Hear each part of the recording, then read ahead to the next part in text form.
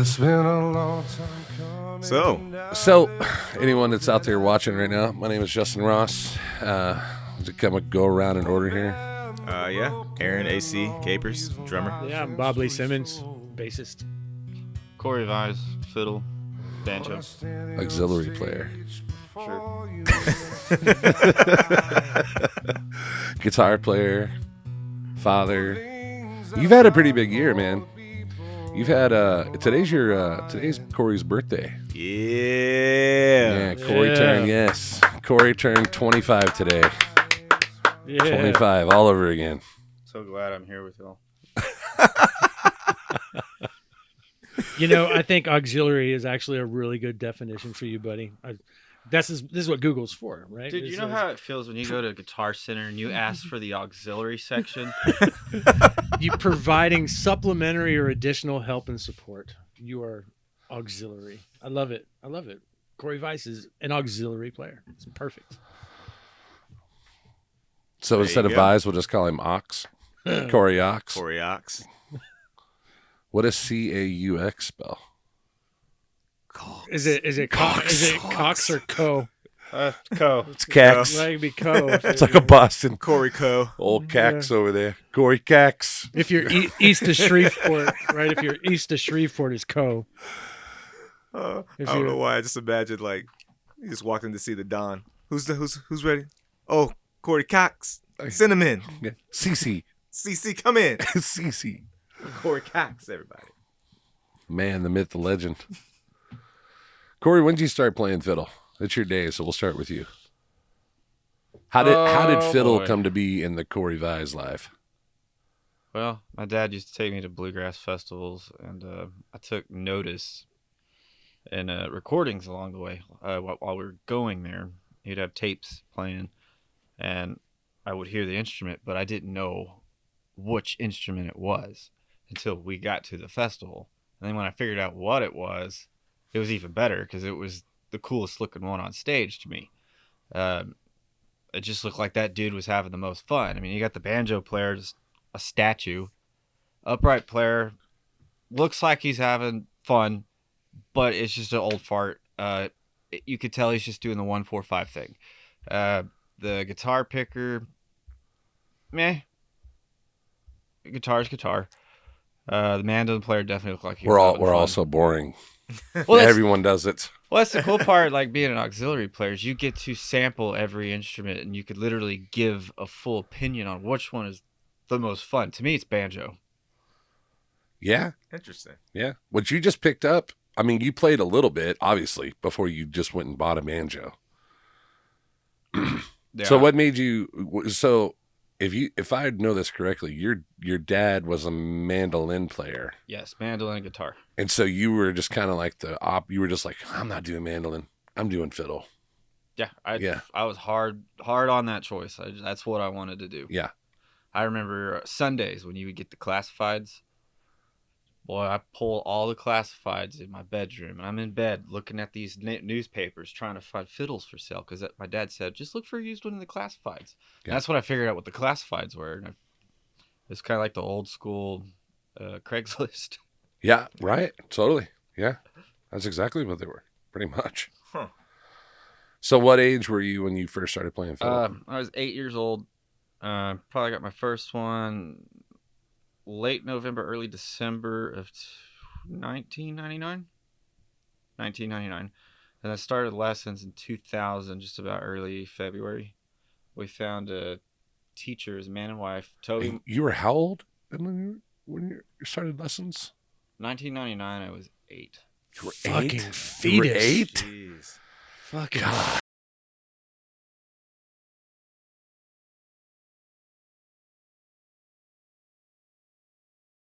Corey. So I'm used to being like the youngest one in the I know. group. So this is wow. This I is how know. this feels. Fuck, right? And This he's is the how only this- one out of all of us old motherfuckers that has a kid.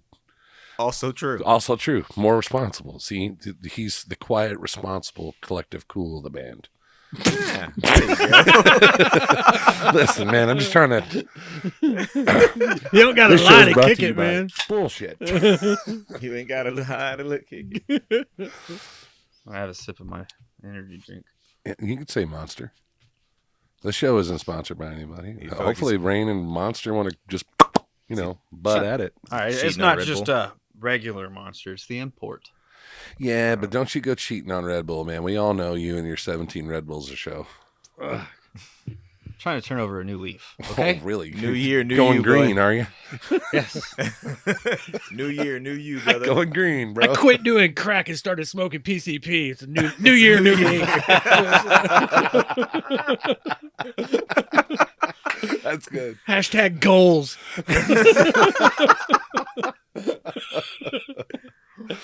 Oh, that was good.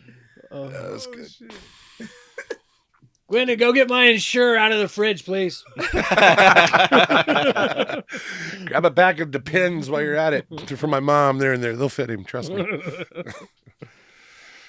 So you were 8 years old in 2000 when you started taking lessons for fiddle. 9. January 8th is my birthday, so we roll over into the next year. Okay. I'm 9. It's now late January, early February, as far as I can remember. Because even to me, that's more than 20 years ago. We found a teacher by the name Dale Morris and Toby Morris, and Dale and Toby, they were both champions. One grandmaster, I know for sure. The other one 5-time Wyoming champion, Texas champion, national champion. You name it, they've done it. And I did the contest scene for a few years. Didn't really like it.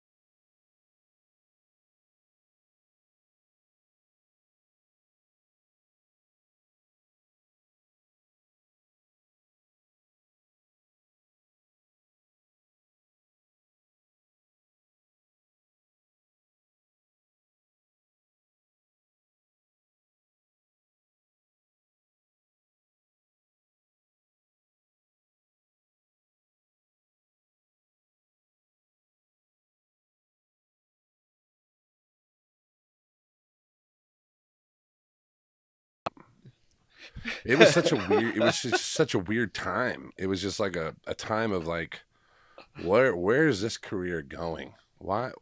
And the ever revolving question of why am I still doing this? Yeah. You know, I remember telling my wife, I was like, I'm just beating a dead horse here. Off. You know, He's beating a dead horse off. but yeah.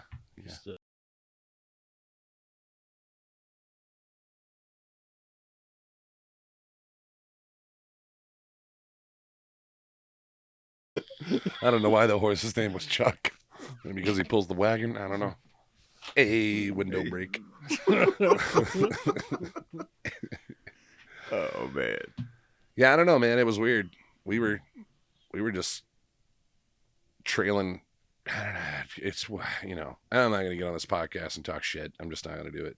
Because it's not what we're doing this for. We're here to have fun. Yeah. But, it was. Give us a couple episodes. I think everything. Looking back, I'm really thankful for where we're at now. Uh-huh. I think looking back, there was we all have tests that just keep coming our way. Challenges every day, new challenges, things we just don't even see coming. Like Bob's got stuff going on with his mom right now. You guys got stuff going on with the family and the kid. I'm black in America. Damn. You matter. Thank you, Bob. Thank you. You matter, bro. Thank you, guys. To Thank me, you. anyway. But yeah, we have all these challenges, and they just keep coming, and then, but we just get better for it. It's like every time we just, as we're like a lot of bands don't, you know what I mean? Like they shut down. They shut down quick. They don't find it like, here we are in January.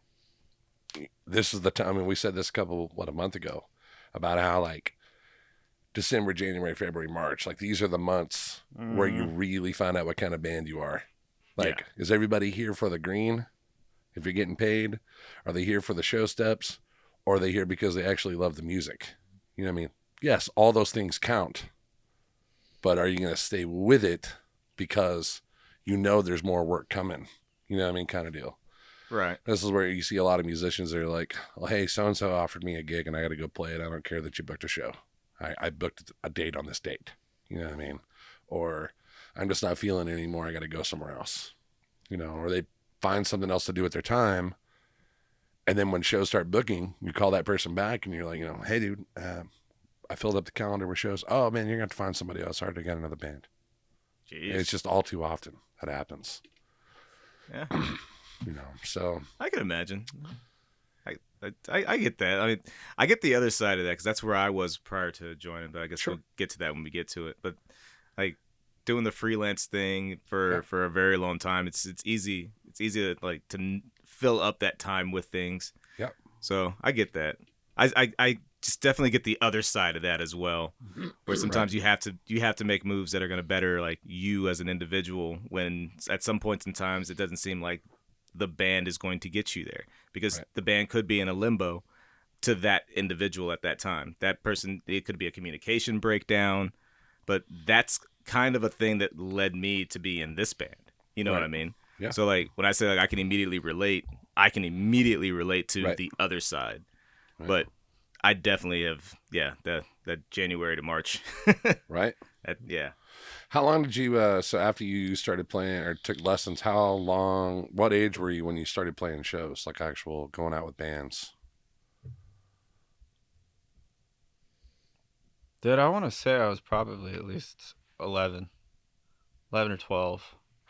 That's when I started getting thrown into band settings. Bands would be there, and it started to become a regular thing, whether it's at the nursing home or down in the stockyards. Not a lot of people know this, but on Sundays in the stockyards, they have this youth show. It's right there on the steps of the Exchange building. And once a month, every Sunday, once a month, one Sunday of the month, we would, we would all go down there. And it's at least 20 to 30. And we'd each play maybe 2 or 3 songs, and it would last 2.5 hours. And we're all just playing songs. We would get the hot mic, step up in front of that mic. You get your 3 songs. You go back to the kind of the back circle. It's not a full circle. It's kind of arch. And we all did it. And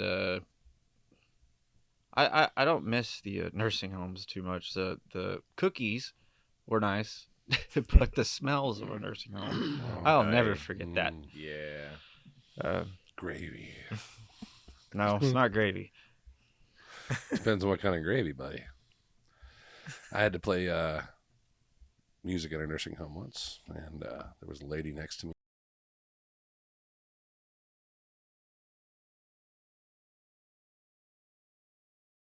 The bag was full by the end of that show, and I moved on. I moved on to across the room to play the next set. I just, greet some other people. You know what? It's fair to say my first groupie was a 90-year-old. Yeah.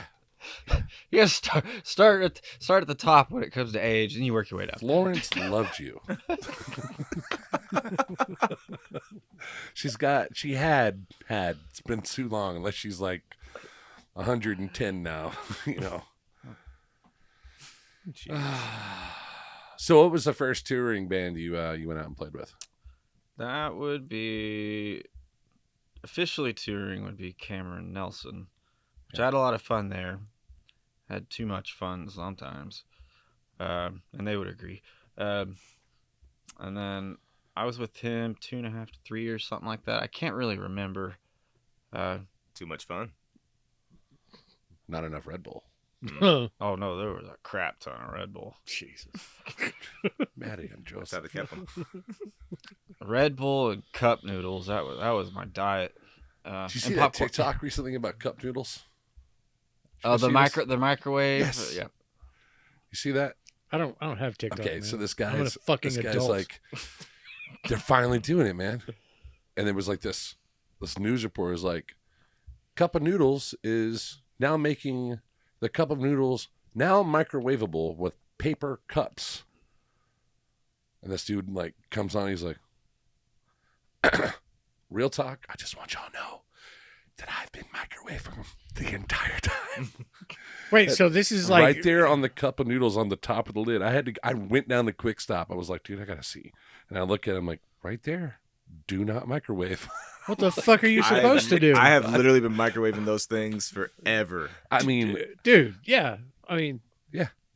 In really tiny lettering right there on the top of the cup, it says, do not microwave. I was like, Well, I got cancer. I'm going to call Mandela effect on that. Yeah, I totally agree with that. Yeah. I 100%. Yeah. whenever we had the tour bus in the band, this is how I learned not to microwave your cup noodles. Is if your bus is, shifting like this, you got your microwave kind of near the top, and inside the bus, it's not that high up, but off the bus from the wheels to the microwave, your cup noodles is gonna go flying out of that microwave and hitting the walls. Yeah. So I got smart. I was like, well, what can I do? What can I use in here? I started staring at the Keurig. Oh yeah. I'm like, just pour it in. that spits out hot water. Yeah, I why just not? pull the K-cup out, and you got boiling water shooting out of that. So I did call. that. Let it sit for a minute and a half, and chow time. Well, which is technically how you were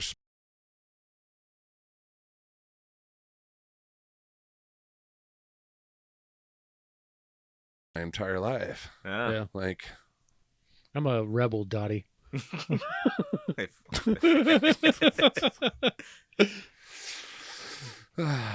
I have to boil shit.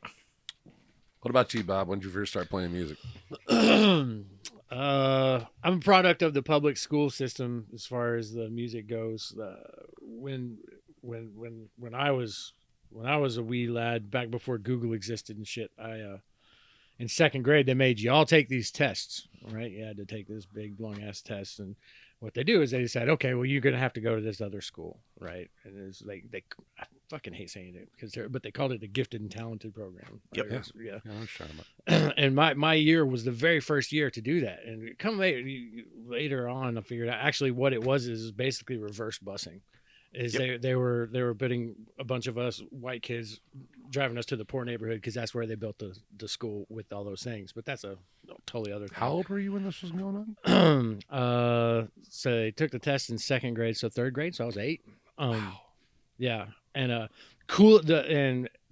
coolest thing about it is that like in these schools you got to normally the orchestra program starts in 6th grade, but they let you start in 4th.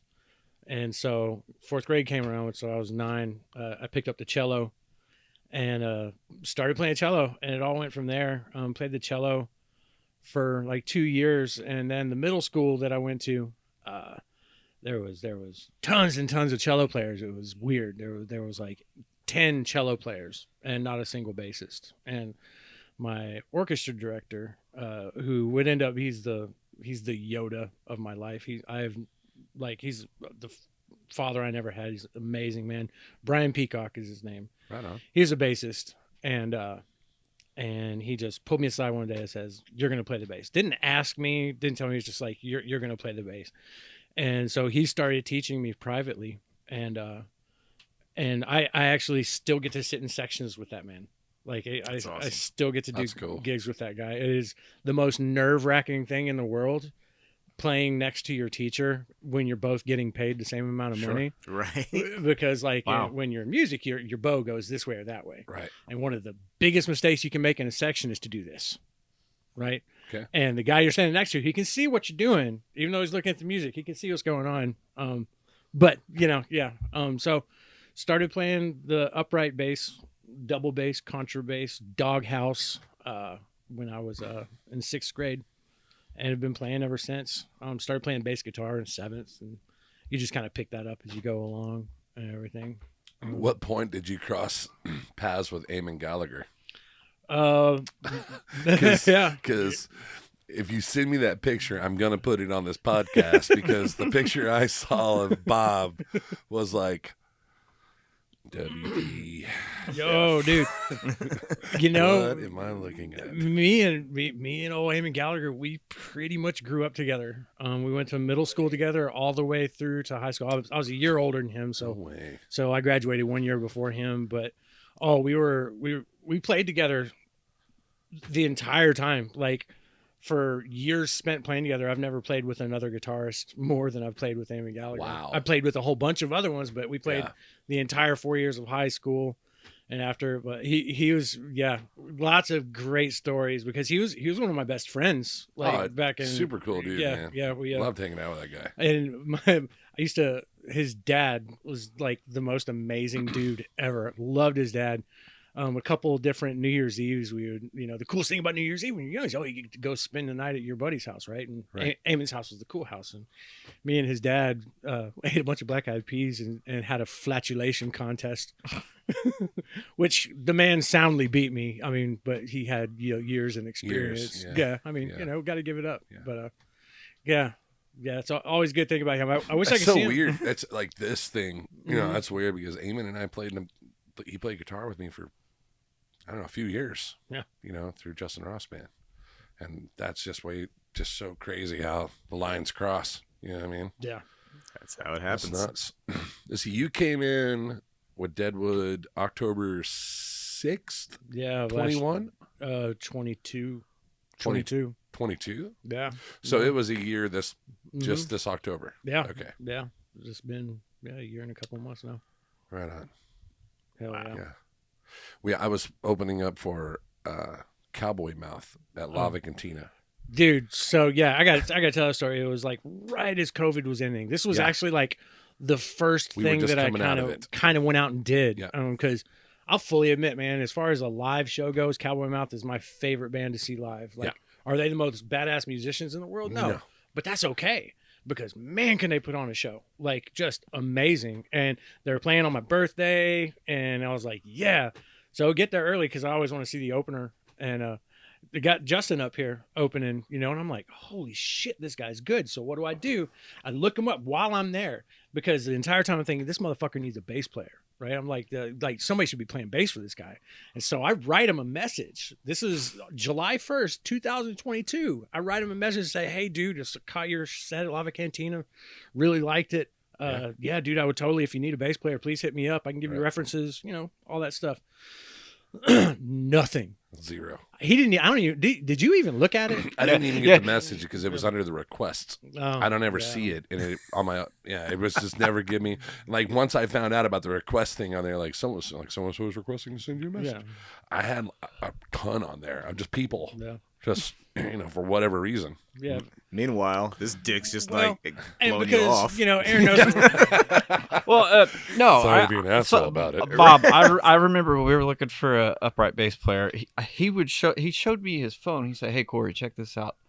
Should I message him back?" Nice. And I'm like, yeah.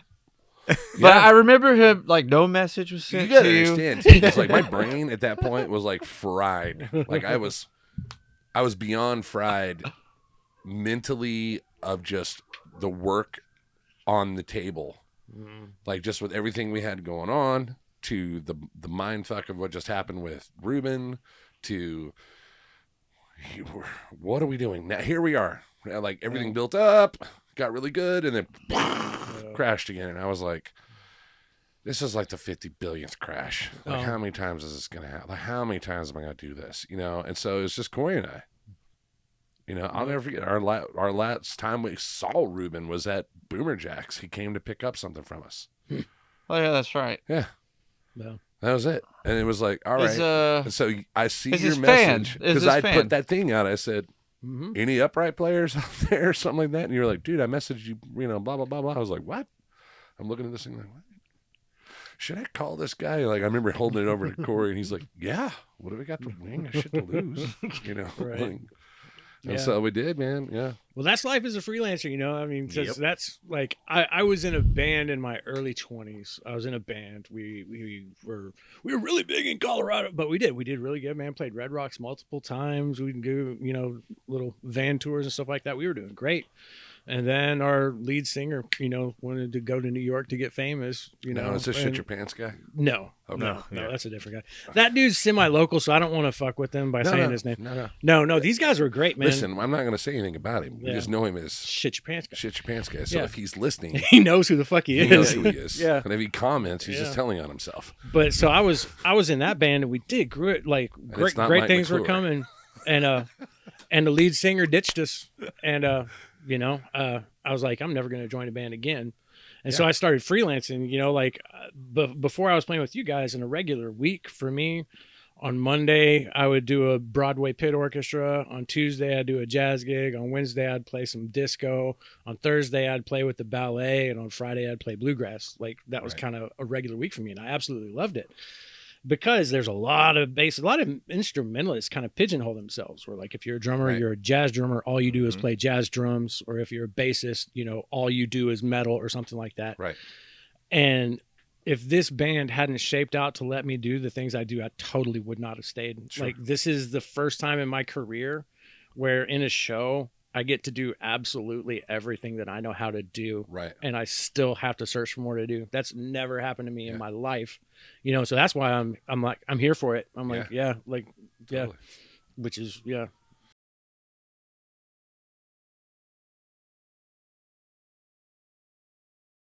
And Corey and I are looking at each other like, oh yeah, this is it. This is it. Yeah, this is the one. This is the dude. Yeah. And then that feeling comes back, right? And then good vibes are happening all around, and we got all these good things happening, and then Corey goes to prison for a night. And I'm like, why, God? Like, I'm just like, but little did we know that was literally like a massive blessing in disguise. Yeah, it was the best thing that could have happened. Man. Absolutely. Like it all the way around the table for all of us. For everybody. Because like if you recall, like it's not like I wasn't drinking like a madman. I mean, dude, I was going through double Vegas bombs all night long. I'd have like 8 or 9 on stage. Ooh. Yeah. By the end of the stage, your I was Vegas like bomb flopping my chords like. Your Vegas bomb was the size of a solo cup. Yeah, it was. Jesus Christ! Like when we played like Bayou, right? They had the Justin Ross Vegas bomb, and it was Apple Crown, 3 shots with a half a Red Bull, full to the top, and a tall boy. And I'd down the whole thing. And I'd have like 6 or 7 of those on stage through the night. I'm over there ordering Jaeger, trying to keep up. Oh, let's get into that. All right. Let's get into this. Here's some drinking stories. This is good. Here's me. This is good. I'm 165 pounds, maybe. And he's trying to go shot for shot with me. Jesus. Shot for shot on top of shot. Like he's ordering like, oh, yeah, you did a double? Okay, well, I'll do a double. Jaeger. We were just started playing with each other. I mean, 2 shows in. We had played with Billy Bob Thornton up in Oklahoma, and then we went and did some other show, and we're at the Bayou of all places. God, the Bayou's got so many stories. Johnny Cooper and I were doing the Wednesdays, right? And I said, Corey, this would be perfect. Why don't you come down and play with Johnny and I, and you can get used to what's going on, and just play for the tips. He's like, yeah, I'll do that. So he comes down. He was awesome for about 30 minutes of that show. We started at 7. He goes to 10. At about 7:30, things took a twist and started to go downhill, and I could hear it in just the fiddle just like just scraping. And he's like, yeah, hey, he like leans over to me and goes, hey, dude, how long are we playing? I go, well, the first set's 90 minutes, and then the next set's an hour. And he's like, I gotta pee. He's already had I don't know how many beers, and he's drinking Jaeger. And I'm like, all right, go pee. So he goes and pees, and he comes back, and he gets on stage, and he's kind of refreshed, and he plays a little better. And then the hour turn comes around, and then we're like an hour and 10 minutes, and he disappears off the stage again. I'm like, damn, that kid's got a child's bladder. And like he's not back by the time we finish the set. Now, granted, I can't say anything. He's playing for tips, right? But the harder you work, the more money you make, right? Kind of deal. Yeah. So Cooper's like, where's Corey? What happened? And I'm like, I don't know. Well, from the Bayou stage, you can kind of see through that one door, and it goes inside. And I look in, I'm like, is that? And I'm looking, and he's got that big old bitch of a waitress, a big one. You got her down on the ground, and you're down, and you're about to fucking Indian leg wrestle. You've got your leg up in the air. And you're doing like the 1, 2, 3. And I see that, and I'm like, they're Indian leg wrestling inside. And old girl's kicking his ass. I'm like, What is going on? Dude. That's like one of a billion stories that are awesome to have. I'm glad we have them. Glad they're in the past. But I'm glad they're in the past because I think the last one that really got me was when we were at, what was the name of that damn bar? Route 60. No, that was me and you both going the wrong way. That I'm sorry. It was scary, but for me, it was really funny because I was more so stoned. I wasn't as you were. inebriated on alcohol. I was stoned. Right. So I'm looking at the road. Hey, Justin. It's upside down. You're going the wrong way. The arrows that were like telling you to turn. I was like, why does that look like a J? Shit, we're going down the wrong way. What was the name of the Irish pub we played? We played it. You played it with us once. Oh, The place down in Fort Worth, off of across from the Mexican and no, Joe Finn McCool's. Finn Finn McCool's. Finn McCool's. That was the next one on the Dude. list. We're on stage. We're playing. We play through the first set. In this place, we played for like an hour, and then we took like a 30-minute break, and then we played like a 90-minute, right? And I never saw him take a drink. Not one. Red Bull, plenty. Jaeger, negative. Never saw it happen. And I guess from where he was sitting, they were just serving him off the side of the bar over here. I'm looking this way. He's taking shots. We get up off the bar stools and go outside to smoke a cigarette on the break, and he is literally just got one eye. One eye is down. And he is one-eyed open, just going, dude, I'm hammered. I was like, how the hell did you get so drunk? When did you get drunk? Like, he's like, I don't know how much more I can do with this. And I'm like, Corey, I'm scared. You look terrible. I'm like, well, here, drink a water and smoke a cigarette. Maybe that'll help, you know. So 30 minutes goes by. We get back on stage. What happened? Do you remember? no, I was drunk. Please tell me he puked. No, worse than Oh. that. You know how we had that stage box for the X32, the Yeah. digital? Yeah. So it was sitting in front of us. Oh, We're yeah. on stage, Yeah. and he leans down to grab his rosin and just right off the bar stool. Just straight over. And he almost landed on that digital snake. And I was like, Yeah. no! I wasn't even worried about him. I was worried about the snake because I was like, he's drunk. He's not going to feel it. You know? And then whatever her name was, God, I can't remember her name now. Ginger. Yes. The owner. She's like, is he okay? I'm like, oh yeah, he's fine. He's totally fine. No, he just tripped. She's like, he's shit-faced. I was like, he is drunk.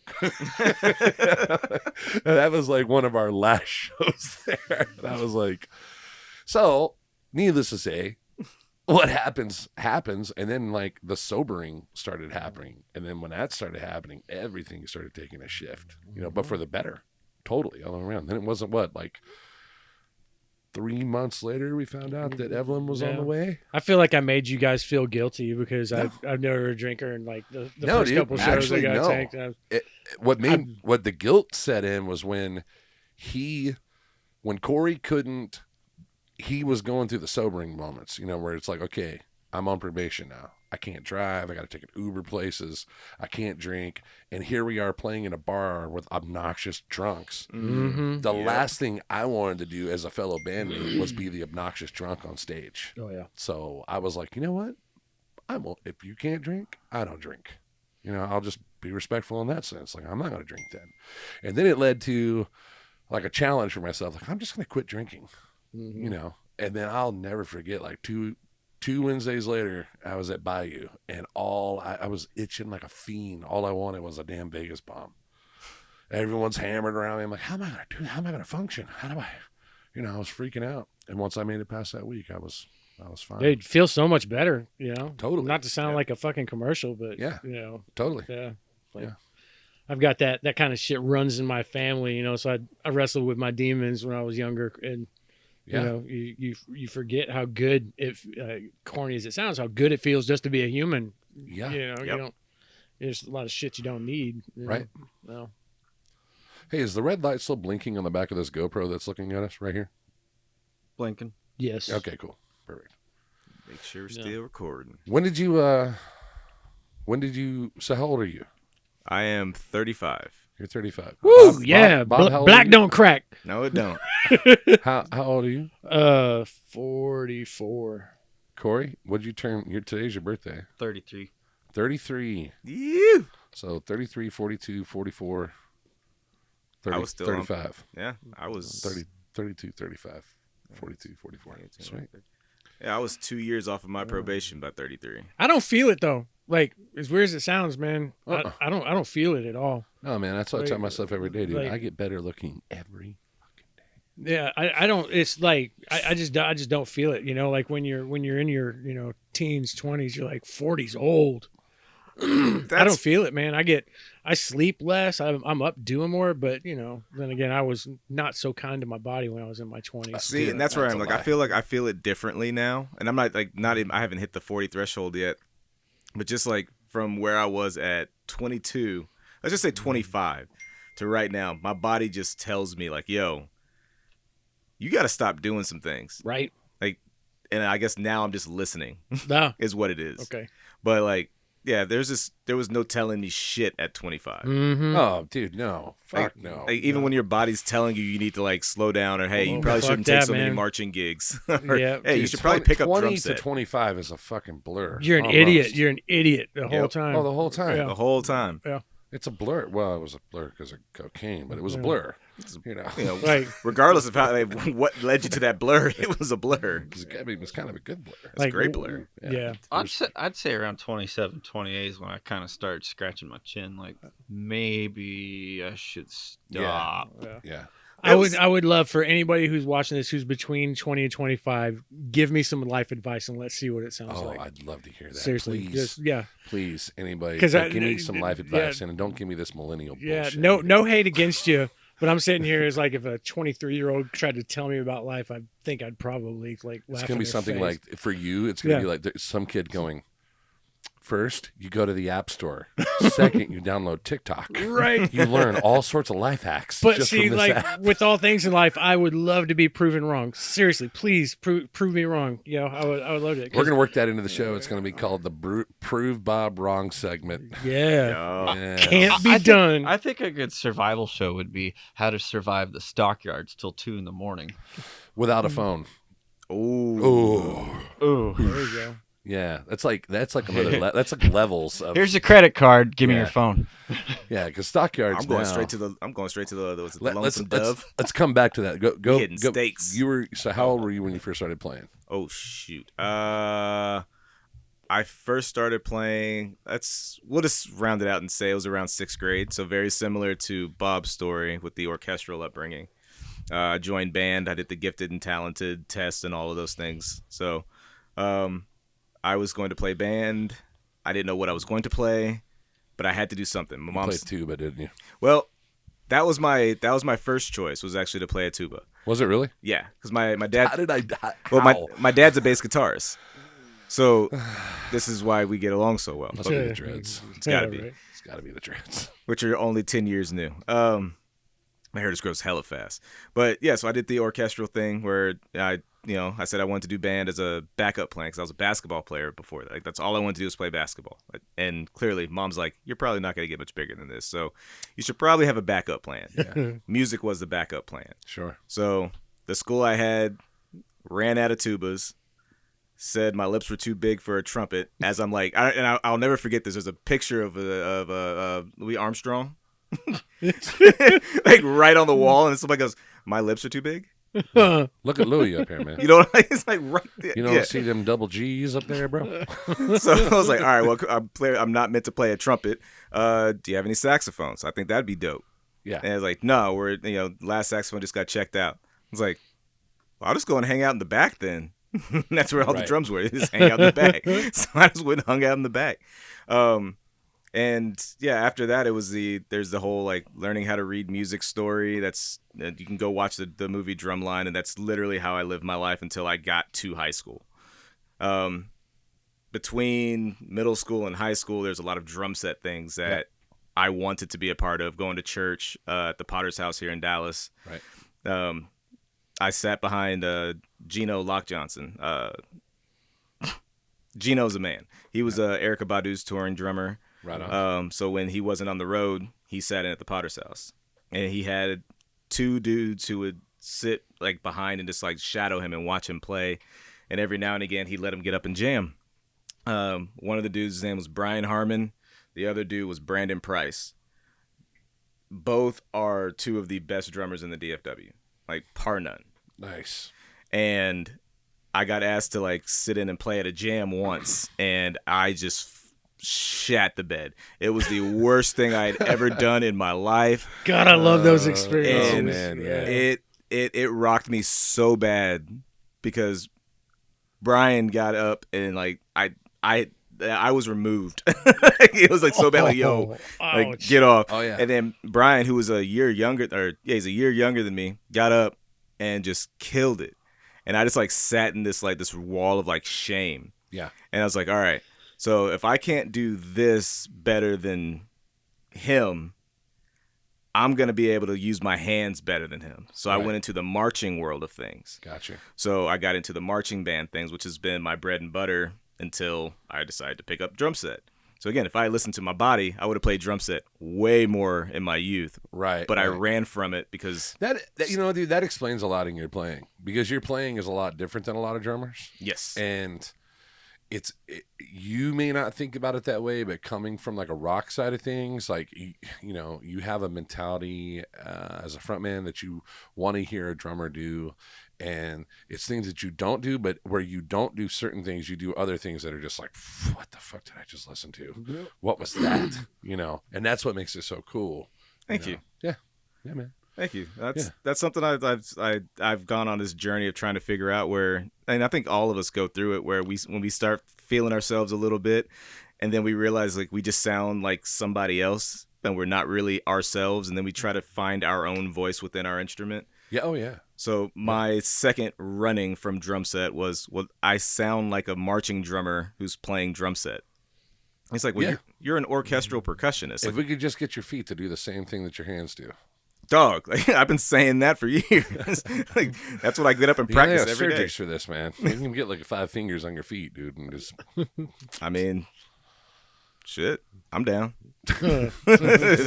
China, bro. If that's what- it's that's what- all possible. If that's what I got to do. Oh, China, we go there. We need 5 fingers on 1 foot. 1 foot. Yes. Let's That's good old fashioned family racism right there. Wow. So I was thinking about this because I would. Fashion go. family. Fashion. Well, this show just got canceled on its first episode.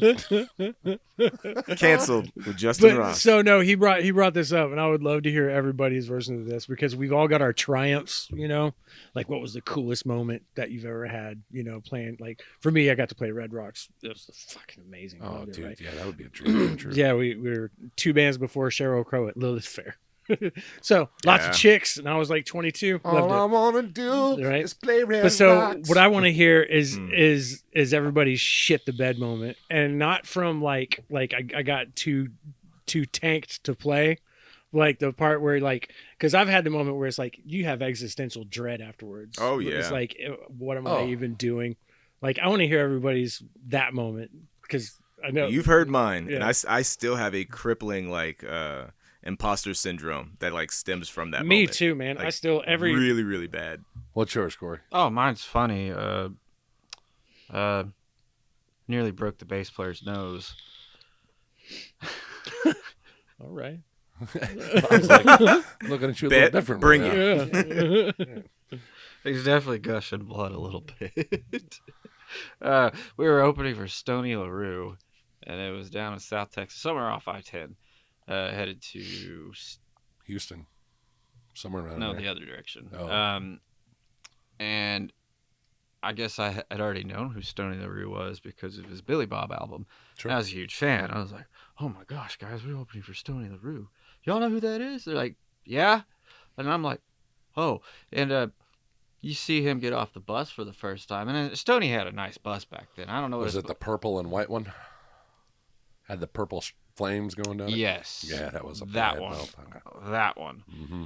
And he actually looks like he just came home from the YMCA. His outfit was, well, what are you, a coach or what? That's Stony. Um, Yeah. anyways, we're walking up the steps, and I'm looking at the drummer, Gabe, and I go, dude, my hands. And he's like, you're okay. You're okay. You can do this. And for some reason, going up the steps, the bass player's following me up the steps behind me. And I just have this pause moment where I step back on the steps, and my shoulder blade planted him square in the nose hard enough where it popped and just started bleeding. So he's trying to clean up blood off of his face, but we're trying to get up on stage and start beat one. Yeah. Oof. And I guess that part of that show is like, I was more so worried about his nose. I wasn't worried about the audience. Even though Right. there was a lot of people there, I remember playing fiddle. I kept looking back at him, making sure he's all right. Sure. And, you Yeah. know, he's back there just... He's giving me the stink eye. If I got a bloody nose on stage, just own it. Dude, Bleed everywhere. I'd everywhere. Iggy Pop that shit. You know? Right, they just Right? bleed everywhere, Yep. dude. People would be like, "This dude just Is fucking- gnarly. just Yeah. gnarlied out on the stage." Man, All I right. felt bad as one of those nose pops where you, like 2 seconds later... it's Did it affect your playing, though? I think the question that Bob's asking is, what was your shit the pants moment on stage with your instrument where you knew, like, I shouldn't be on stage? Is that what you're asking? That Okay. was it. Oh, okay. Oh, all right. I was like, All right. I don't belong in this business if I get that nervous. Oh, okay. Okay. You know, All I'm, right. I'm, Yeah, I'm okay. still, All right. I'm Yeah. shaking. I'm causing bodily damage to my bandmates just because I'm nervous. Yep, that's a thing. Like you really start tripping on things, wires. I remember having those issues a long time ago because I was just nervous. Didn't know what to do with my feet. Yeah. Is this why you have a fear of mic stands? I have knocked one over on live television. I used to sing on live television. And I don't like mic stands. We'll fix it, buddy. All right. What about yours, Justin? What's mine? Yeah.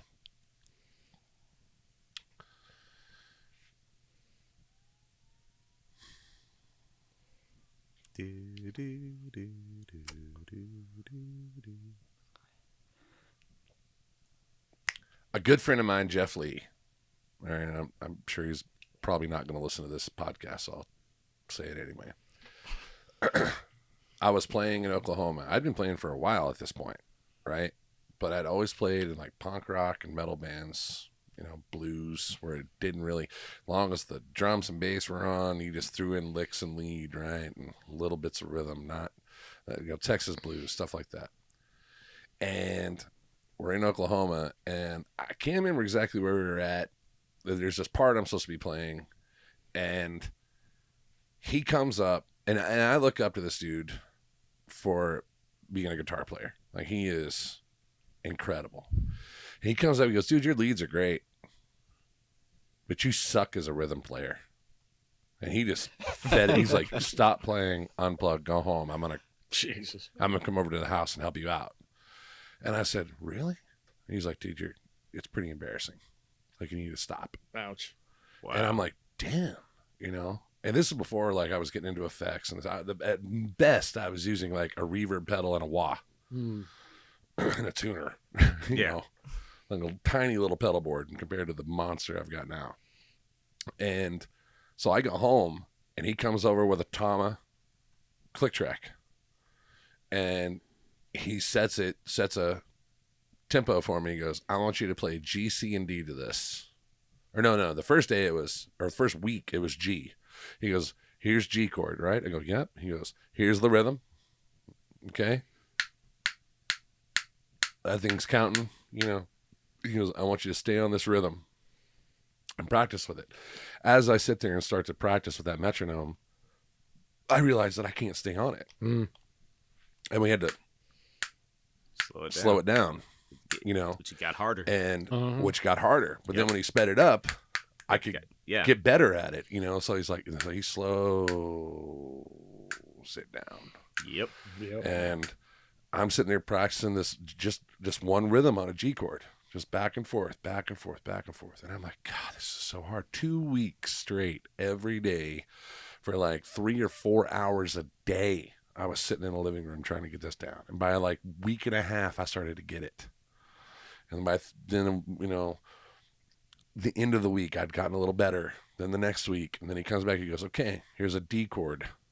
So G to D, G to D, G to D, or actually it was C, G and C, G and C, G and C, G and C, then G, C, D. And then I worked my way up.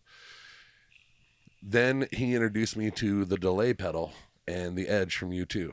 And I fell in love. And I was like, oh my God.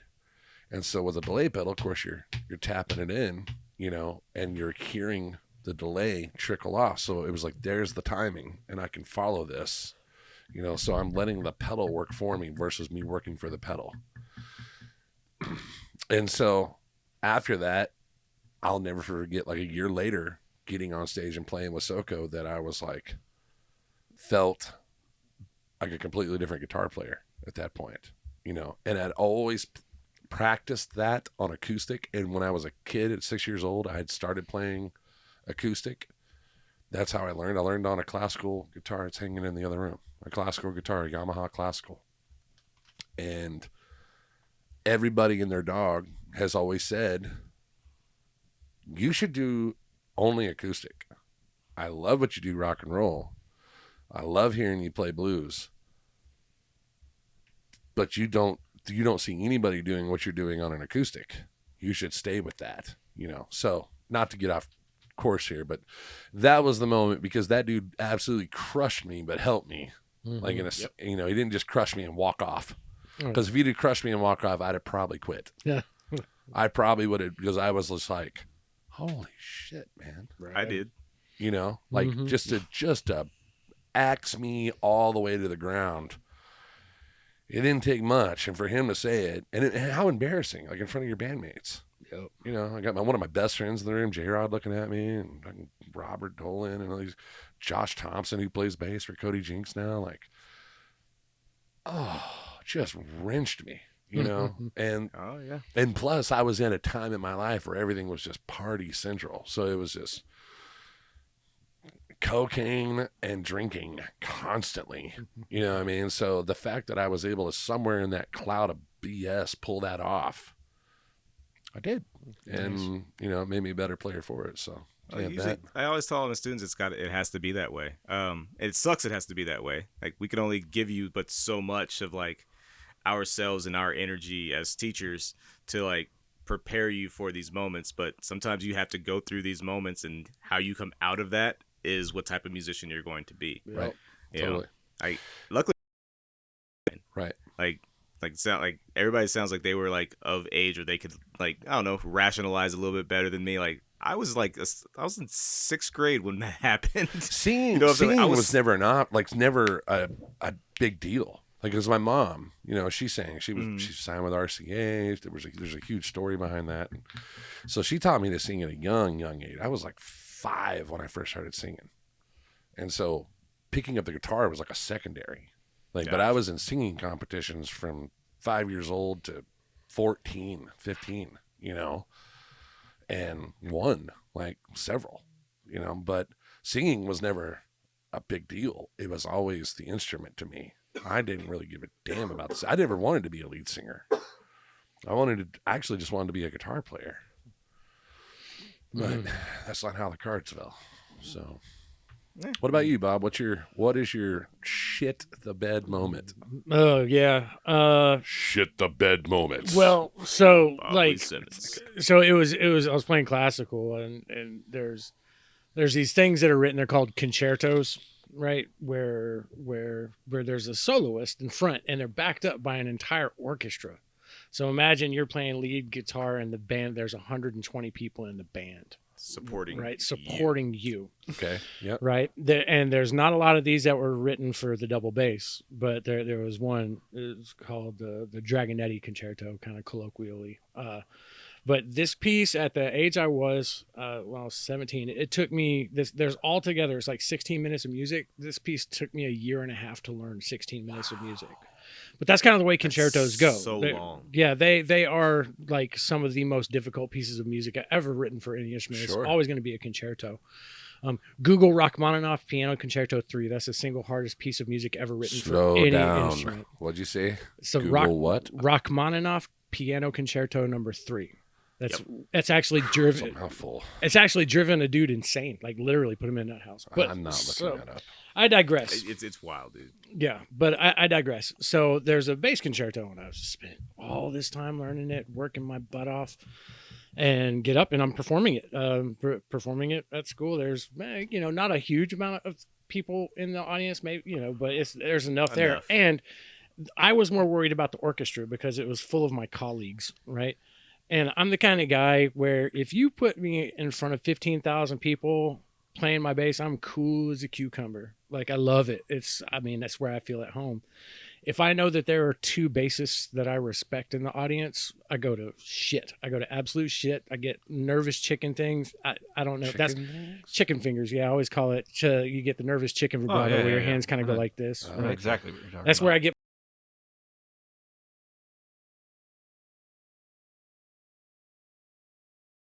completely tanked it. And the orchestra had to stop and start over. No. Yes, they had to stop, and I kind of had to stop them because, like, when you're the soloist in a concerto, you stand right next to the conductor because you're basically conducting the conductor, and so I had to start and said, I had to give them the whole go ahead thing, and that was bad. I made it through. I kind of shook that off after about the first 5 minutes and was able to come back at the end, but that was bad. But it taught me a lot because I still had the show must go on. Because man, I wanted to sink through the floor. I wanted to disappear. I wanted to. Oh, sure, buddy. But they were still expecting another 15 minutes of music from me. Well, it's kind of like when I figured out I was too big to crowd surf. I jumped out and nobody caught me. I just hit the ground. Yikes! I didn't bring anything. I was too drunk to feel it. God, I wish there was video of that. That was a good moment, for the people. For me, I was really sore. Oh, I had a bruised hip for a month. Dude. Yeah. I would love to see video of that. I wish. Justin's big ass going out the front. Yeah. And if you slow it down, there's that one dude who really thought about catching him. He was like, nope. No, thank you. No. Yeah, I could still see the people's faces in slow motion in my mind as they were spreading out to get away from me. Yeah. I did not sign up for this. Yeah. I'm here to see the band, not to get demolished and crushed by this very large human being. Right. Yes. Yeah, I could have killed somebody. Oh, yeah. I didn't realize how big I was. Tomato. They'd have been all right. Yeah. Watching the wrestling, they'd have been fine. No. I think what's really cool with, getting back to what we were talking about earlier, about how going back to these months, what's made this really cool for Deadwood is that we're using the time and not sitting the time out. You know what I mean? Like, yeah, it sucks that we're not getting shows. Like, I hate it, and I get there's a whole, I'm not going to get political. I'm just saying there's a whole thing with the economy right now that sucks, and we're not shows. It's not just us. It's all bands right now, all entertainment as a whole, whether you're a band or a DJ or anything, karaoke, like it's some places. Well, it's not that it's not happening. It's just happening at a very lesser value. And I'm not trying to put us above the world and say, oh, we're worth this. We're going to do it for less than this. But you know what, dude? Like, it comes to a certain number where then it costs you money to go do it. So you're paying to play. And it's like, dude, I've been doing this for over 20 years. Like, I'm not going to 37 years. I'm not going to go do this for nothing. You know what I mean? Like, now, if it's Corey and I, for example, right? So when it comes down to going to do these acoustic shows, because it's a one-off, it'll either be you and I or it'll be you and I, right? And we'll go do these shows. And it's just to get the foot in the door. Like, that's still a thing. And these people have this mentality of, well, we don't know how much they really pull in here, so let's get them in for $300, and we're going to throw them in this room. And, and we went out to Lindale, Texas, and played. And we played this place. We had a great show, did we not? Oh yeah, that place was awesome, and we got their PA to working.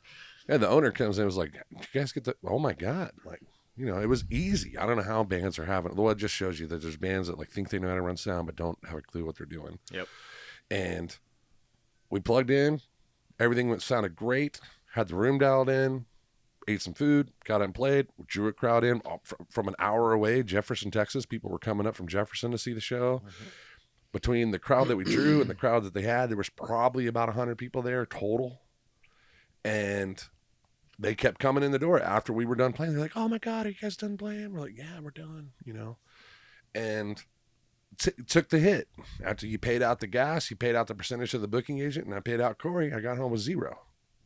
On the notion that we would do that on the next booking to come back and play full band. Right. And then we get a call from them just a week ago, 2 weeks ago, and they called the agent, Kelly, and said, "Hey, we want to get you to come back out and play again, but we just want the acoustic show." And I said, "No." I said, "I'm sorry. We can't do it." No. It's not that we can do it. It's that we can't do it. Like, it costs us money to do this. Mm-hmm. Like, it's not, I'm not getting home with anything. Right. So there's this slew of gigs out there right now that are pulling this crap, that are pulling this, "Well, let's get you in the door for this, and then we'll pay you more later on." But then they don't. Right. And it's not for the lack on our side. Yeah. We're doing our job. Yeah. We're bringing a crowd. We're putting people in there. We're playing. So when we get calls for gigs right now, it's like we have to know, okay, look, I get there's a financial crisis, but we know at the lower of what we're willing to work with you, but we have to hit this minimum in order for it to happen. And unfortunately, there's just not a lot of them right now. Now, in good news, like, we have a bunch of stuff coming up in the spring and the summer. And I've already, Ellison, the lady that we played for her private party out at Brownwood. Her and I talked the other day. We're still good to go on that gig, So it's a private party.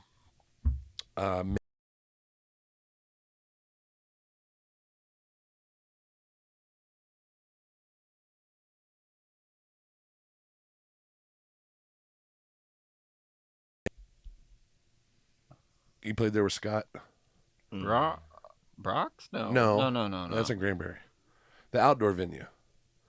Oh, Wild Duck. Wild Duck. God, I couldn't get it. Yeah, Wild I Duck remember. So he that. wants us the next night. So I called Gayla to make sure that it was cool. She's like, "Yeah." So we'll do a double header when we're out there. So which is great, And then now it's like, well, let's find something on that Friday, Thursday, make a week run out of it. Right. Can we get out to Abilene and go? Can we, like that gig in Midland, Odessa? Can we go do that and hit Abilene and then go to Brownwood? That'd be awesome. Well, I think with like the slow times, the Norwegians have a real cool way of thinking about it, like the dark times, because when you think in Norway, it's dark, it's cold, you can't go outside, and their whole philosophy is mend your fishing nets, fix your tools, Yes. Right. get ready, because the sun's going to come back out. Yep. And there are probably a lot of people sitting at home, crying, because they're not getting gigs or anything. Right. When what do we decide to do? Dude, Use the time. let's make an album. Let's we're get this making a going. record. We're doing podcasts now. Yeah, that's Writing. the best thing that you can do. Totally. You know? So Did photos. which leads back to the subtopic earlier. Like, for me, in these type of situations, Masturbation. in the past, masturbation, Right. it happens. Totally. Like, for me, a lot of times there's a lack of communication between bands, especially bands that I've been in, when these down times come. Yeah. So it's like, all right, well, while y'all sit there and twiddle your thumbs and figure out whose thumb's gonna fit up whose butt, I'm gonna go and hit with somebody else and continue to get better, because you really do only get better by playing with different people. Correct. So I'm gonna go hit with these guys, and I'm gonna have a different experience when I come back. Oh, y'all are still doing the same thing. Well, here's what I've learned while I was out and away, while y'all were doing nothing. Right. And you can only hope that those experiences like gravitate with the band. Like, oh, well, what did you learn? All right, well, maybe we can implement this for next time. Mm-hmm. And sometimes it happens, sometimes it doesn't happen, but I just got better from it. So I hope y'all at least got better at what y'all did during this off period. It's like, sometimes it doesn't happen, sometimes it does, but mostly that's again when bands tend to drop off. It's just a lack of communication, and that's one thing I appreciate about this band is there's never a lack of communication. Especially this morning at, what was that, 7 a.m., Corey? Thanks. Thank you're God good. my ringer was off, dude. Oh, dude, me too. Oh, Jesus. I saw that conversation. I love the part where he was like, guess you fuckers are still asleep. Bob was like, no, he's working. I'm literally sitting there bored out of my mind in an in-service. So this is what we have to do in order to fail a kid. Like, oh, God. Like, wait, what? Like, Jeez. like, okay. Well, when little Timmy decides he wants to do this, you can't write him up. You have to call home.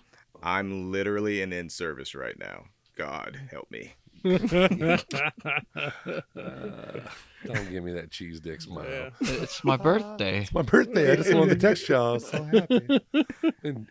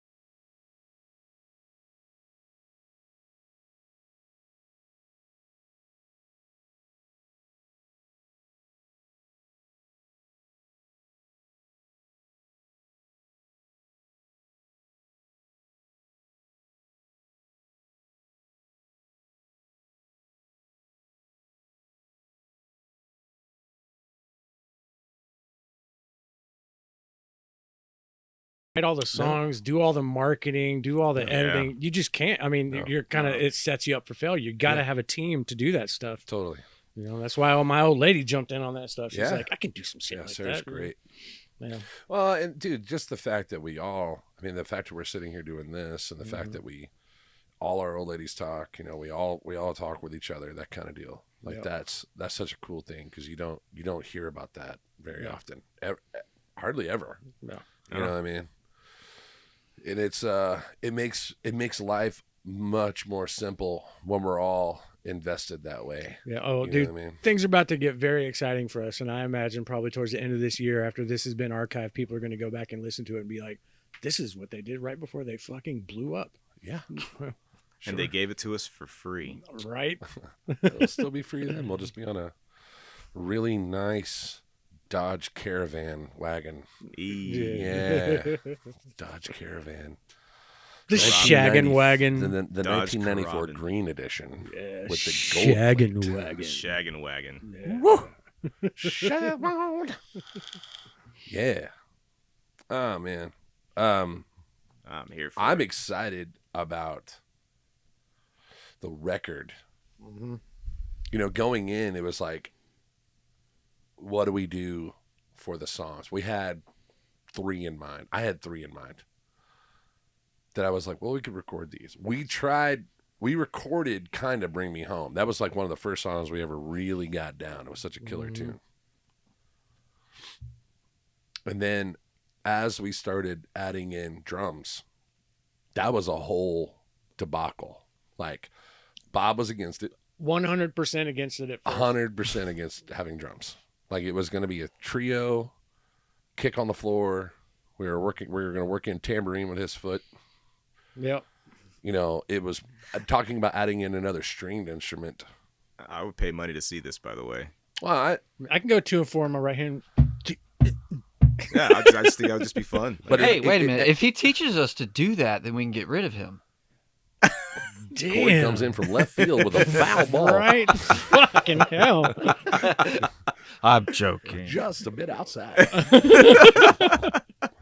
Ouch. Right? So that was the plan. And I said, dude, look, it would be really cool. Brandon Bumpus, the drummer from Velvet Love Box, I always thought, man, what a killer drummer. You know, just that he's a percussionist more than he is a drummer. So, dude, I showed Right. you. You know. Yep. And I was like, there's not many dudes doing that around here. Definitely not. Period. Definitely not. But he is swallowed up. And I think he's in like 3 or 4 bands. And he's like committed to all 3 or 4. Oh yeah, I know him from a hip hop project. So, all right. So yeah. he's into that. And it's great what he does. So it was like trying to find somebody. I'm not going to say names. We don't need to talk about him. But we had another drummer come in and play. And he fit the part. Like he did really well. And then it didn't work out. You know, and it was like, crap. And we spent the majority of the summer with the guy. And then we started trying out drummers. And it's not that they weren't good. It just didn't fit. It wasn't, we knew it 2 songs in. And it was like, there was one dude that we could have tried with, but it would have taken, I think it would have taken up until like last month to really get it tight. Yeah, and he wasn't road ready. You know, Right. That's the thing about all 4 of us, man. We could leave tomorrow if we had to. Right. You know. So, Dingle Nuts over here goes, well, I know this one guy, but he's so busy. I just don't know if he's going to play with us. And I was like, call him. Because in my head, I'm going, I don't know of any other bands that do what we do. Name one. And be honest. Yeah. Name one that does what we do.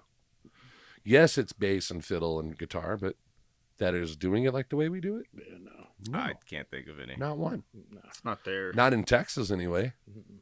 And even when I think about Murderfolk, I think, when I think about like Devil Makes Three and Poor Man's Poison and all these bands, I'm like, They're that's just still not more like us. bluegrass. Yeah, there was one band that used to get down called Parallel Play back in the day, but yeah, even it wasn't so. The only band I could really think of that would get close to the weirdness that we provide, there was a band called Everyday People from Austin that was around for forever, and then they just disappeared. But they were like fiddle player, banjo, electric guitar, acoustic guitar, bass, electric bass, upright bass, drums, and percussion. Jesus, And That's all a lot. 8 of them sang. it's a lot of mouths to feed. But oh my God, Right. were they good. Right, But of they had course. this very like Dave Matthews meets Hootie and the Blowfish sound. But with way That's better cool. vocals. Way better vocals. Nice.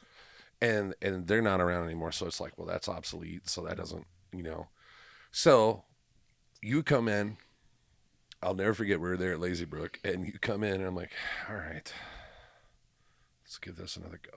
I was excited about it. I mean, we set up, we had all the in-ears ready, The key to it, and Fitch, like when he came in his defense, I love Fitch to death. Michael Ross Fitch, Top Cotton Printing, I'm going to give him a shout out because he does great work.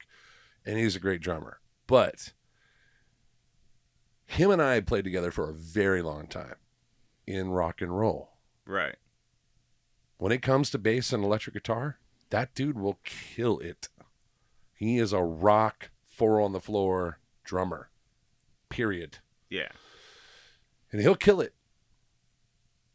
We went down to College Station and played with him. He knew all the songs, minus just maybe like The Rain and a few others. Actually, we hadn't even really done No, we did The Rain. Yeah, we had. Yeah, we had it. John Mayer, when we did that tune that we mixed with Tom Petty, Mm-hmm. and I set that loop station, he was completely off.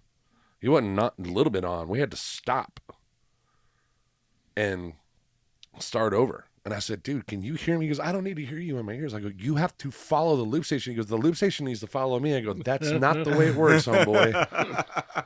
And he was like, what? And he couldn't understand because he had never done it before. Right. And he's like, I don't get what you're saying. I'm like, you have to stop leading and start following and then come back to leading again. Right. It's a dance. Right. Mhm. And he was just in it, being Mike and how straight up he is. He was like, called me, after we got back in town, he called me, he goes, dude, I love you, but this is just not for me. Like it's cool, but that's not what I do. It's Right. not that he couldn't do it, but he has a full business to run, Of course. a huge business. So Right. it's like, okay, well, that makes sense. And then when you came along, if you recall, during the rehearsal, we did like Take Me Back to Texas, John Mayer, and Tom Petty, and The Creep. Those were the 4 out the gate we did. Because it's kind of like an all, that kind of sums us up in a sense, for playing abilities and what we do. Not full extent, but the grooves and et cetera. You're being real kind, actually. So I Because get, you were on it. Like, So, yeah, I looked at Corey, like, I was like, yes. I get there and we play 1 tune and you go, all right, cool. So I know I get it. You watch the video, cool, but play it the way that you play it. Like, Yes. all right. Right. And then we took like a 5-minute break, and I guess y'all like vibed each other out because like no one really said anything like directly, and Bob just kept telling me I sucked. So I was like, all right, so I know I did all right. Yeah. And then you go, well, shit, let's just run the set down. Yeah. And I'm like, what? Yeah. Let's just run it down. And you Because just when you know. yeah, and then you just ran the set down. I'm over here like, to this day, I still don't know the names of like most of these songs. Oh, don't worry, neither do they. Me neither. They Me straight neither. and I figured that was the case, but like, yo, straight up survival mode. Because And- we don't ever run like a set list on stage, and we're not putting notes with it. It's all about. I've always done that because we're not playing to backtracks. No, We're not playing to a click, right. right? So you got to read your audience. Dance with Me is always a good kind of icebreaker Yeah, for us to start with. It's kind of loud. It's upbeat. It's a positive song. Kind of sets the tone a little bit. But like if y'all notice when we played New Year's Eve, like I didn't start with Dance with Me. We started with Sweet Caroline because it was a little bit softer than Dance with Me coming out the gate because this is an older crowd and we're in a small spot. It was like, oh, this is, and needless, and we had Kevin like kind of turn this up, turn this down, blah blah blah. Right? It's a little loud, blah blah blah.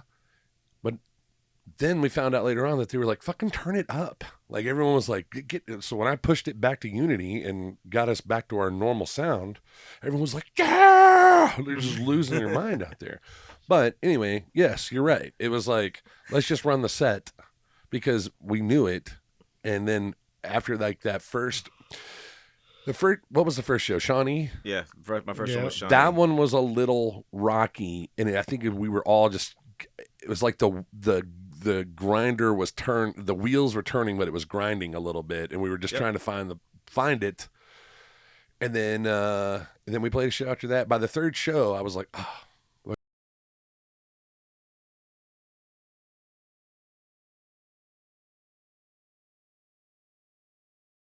We're playing Line Housekeeper, and we're in that solo at the end. And that late, Kelly's walking around with the camera because she knew it. We're all in this just vibe the whole time playing. And that's what I love about this band is because every one of us put everything we got into our instrument all the way around the table when we're playing. And that's what people want to see. But that's what we love doing. So therefore, if it sounds like shit, I'm gonna say it. Oh, of I have course. no problem speaking up and saying, "No, let's do this, or let's try it like this. This is a little over the top," But if I'm wrong, I'll own it. I'll go, it sucked. That was a bad idea. Let's go back this way, But what we've been doing in the studio took me by complete surprise because there were some things I was worried about. I've never really heard some of these tunes back to me. The Creep, for example. In my head, it's one way as we're playing. But then to listen to that rough back tomorrow, I go to do all the vocals, right? In my head, it's one way. Then I hear it come back after we've recorded it. I'm just like sitting there shaking my head going, this is retarded good. This isn't just a little good. Like this is real good. Like I cannot wait for the public to hear this. Oh yeah. And so that's what's killer about this band. I would eventually like to get away from the Justin Ross part of it and just have it be Deadwood Revival. Dude, Sarah was talking about that today. Yeah. And it's because she got that new computer and she was like, dude, she was just checking out new logos. Yeah. that's weird that you brought that up because and I'm like I don't want the drama of being the guy to bring that up, but that I would love to at some point. Yeah. Just because when people say, "Hey, what's the name of your band?" And Justin Ross and Deadwood Revival, they're always what? That's long. Yeah, it's long. Yeah, It's totally long. Well, the only reason for it was of course to get shows. It's been it's been you forever. Right. Yeah, of course. Yeah, That was the only reason. Yeah. Yeah, we probably. Otherwise, I'd take my name off of a heartbeat. I was about to say we could probably do an entire episode talking about like the strategy behind like marketing the and stuff like that. marketing side of Yeah. things. And we Which I probably think we should probably pull in some guests. Like I want to pull in Craig Uh-huh. at some point Oh, to yeah. come in here with us. Oh yeah. Yeah.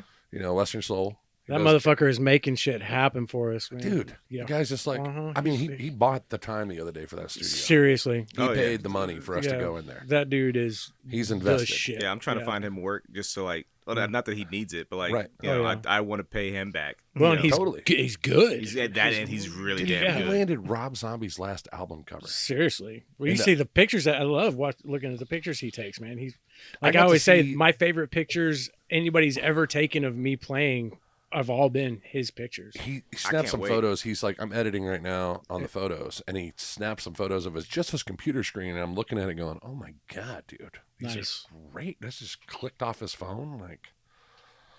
Yeah, I can't wait. Yeah, I can't wait to see it's gonna those. look really good, man. Yeah. And then he's shooting the music videos, you know, which Yeah. we're gonna do there at the Bolt. Trent, the guy at the Bolt's involved as well. That'll be the most expensive music video. That'll be the first one out the gate. The other ones are gonna be free. Nice. Yeah. Yeah, because Trent's gonna get involved with that one and shoot, and he's gonna work side by side with Craig. I mean, they'll be tied at the hip. Trent's incredible at what he does, and Craig is incredible at what he does when it comes to photos. When it comes to video, he's still learning. So he's gonna Trent's gonna kind of mentor him Nice. on this shoot with us, Nice. and then we're doing 6 music videos, 6 live videos. Which, hey, I'll just say it now. I'm not gonna announce anything. I'm bringing that guy, the other one I got in the closet, so 4. Wednesday at the Bayou. Oh yeah. I'm gonna set them up, and I'm bringing the laptop, and we're gonna mic fully, like run overheads. Hold on, and we'll record the show. Hell yeah. I'm gonna track it and come back here Yeah. Yeah. and just try and get some live of that. I would definitely want. I was thinking about it. Like, we definitely need to get one at the Blue Bayou. Huh? No, they haven't. I'm sorry, is my wife asking if the dogs have eaten? Have they? They have not. Oh. Not yet. It's about that time, It is sucker. about that time. So, I wanted to get the Bayou's been so good. You know, Deborah, like, if we ever came into like where we are now, like, she's given us that gig for the year. We're playing once a month. Yeah, absolutely. She's always been there for us. So it's like, why not? We should shoot a video there. Yeah. You Why know, not? So I'm gonna see if Craig, if he can come out Wednesday, just to shoot for the first set. That's when we'll record. Just first set, 7 to 8:30. We'll record that first set.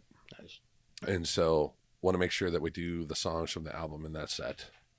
And then we have another Bayou next month. And we'll shoot it again. And that one I'm going to promote. Come be a part of the live recording at the Bayou and try and get another one there. And then I'm trying to get it. Dude, I have called places. We'll just come play for door to record, you know, and they're just like, no, I don't want to do it. I don't understand it. And that's a whole nother subject. I'm not even going to get into there because there's a whole lot of bashing that can go on there. Yeah. Have you So- tried Tulips? Dude, Were they on that Dwayne list? down there? Yeah. at Platinum? He wants $150 an hour for that live room. Yeah, you told me that. That's- That's. I'm sorry, Dwayne, but no. I just want a key. Huh. I swear. I just want a key.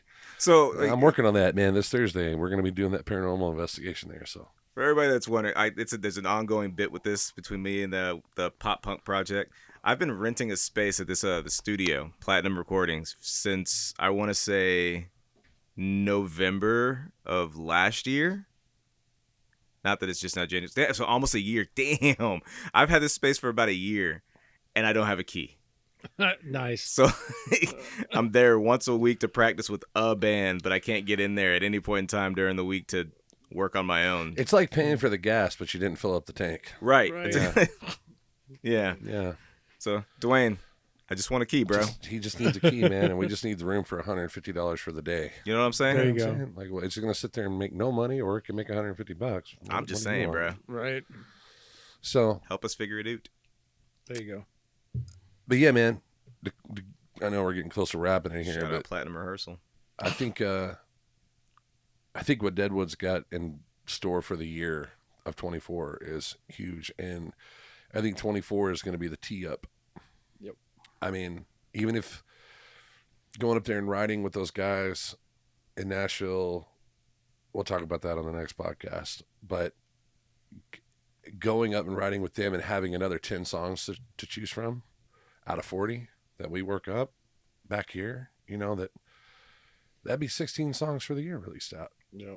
That'd be 16 music pretty videos, good. 16 live videos, 16, lyric videos. So, Setting ourselves up. Yep. yeah, man. Build something for everybody. Sharpen If you the guys steel. are out there and you want to check out what we do, go to justinrossmusic.com. You can check out our full schedule there and where we're going to be at next. We're going to be doing this podcast. We're going to shoot for every week if we can. Schedule's pending. And we're going to have it right there on our YouTube channel. You can just YouTube Justin Ross and Deadwood Revival. Hit the subscribe button. This is the Blood in the Water podcast. So, There you go. yeah. Yeah. There you go. You'll know where that name comes from later on. And it's been good, man. What a good one. I like the first Yep. one. I'd say so. Yep. Yeah. Got anything you want to add over there, birthday boy? Just tired.